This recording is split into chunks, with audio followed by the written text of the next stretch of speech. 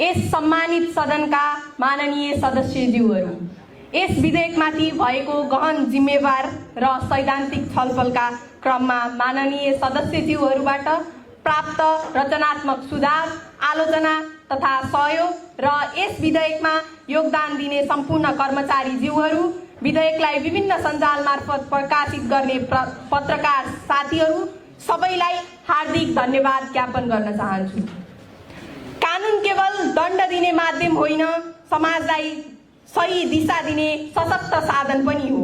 सूचना प्रविधिको तीव्र विकाससँगै यसको सुरक्षित, सन्तुलित र उत्तरदायी प्रयोग सुनिश्चित गर्नु आजको अपरिहार्य आवश्यकता बनेको छ। यस विधेयकले नागरिक अधिकारको संरक्षण गर्दै नेपालको डिजिटल भविष्यलाई व्यवस्थित, सुरक्षित र प्रगतिशील बनाउने आधार तयार गर्छ भन्ने विश्वास लिएको छु।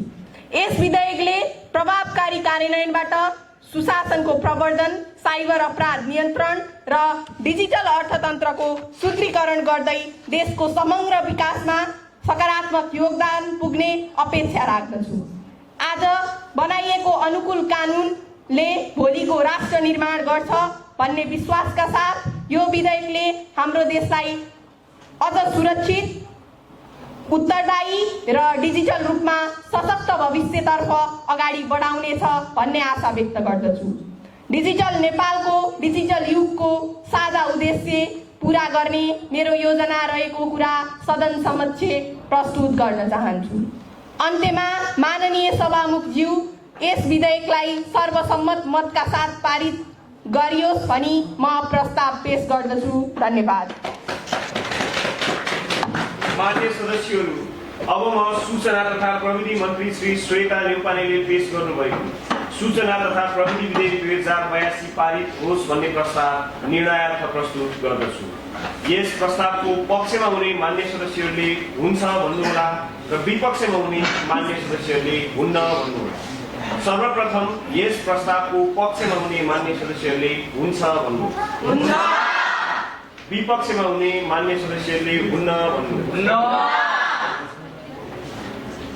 हुन्छ भन्ने पक्षका मान्य सदस्यहरूको बहुमत भएकोले सूचना तथा प्रविधि विधेयक 2082 पारित भएको घोषणा गर्दछु।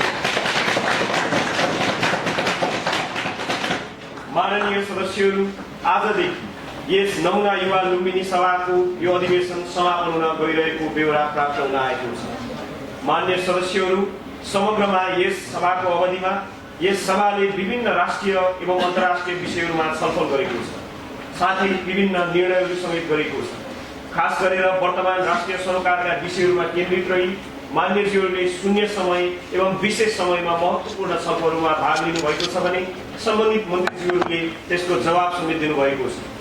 यसै अधिवेशनमा नेपालको सूचना तथा प्रविधि विधेयक 2082 यस सदनमा दर्ता भई सैद्धान्तिक छलफल, दफावार छलफल हुँदै पारित समेत भएको छ। समष्टिमा यो अधिवेशन अत्यन्तै उपलब्धिमूलक रह्यो होला भन्ने मलाई लाग्दछ।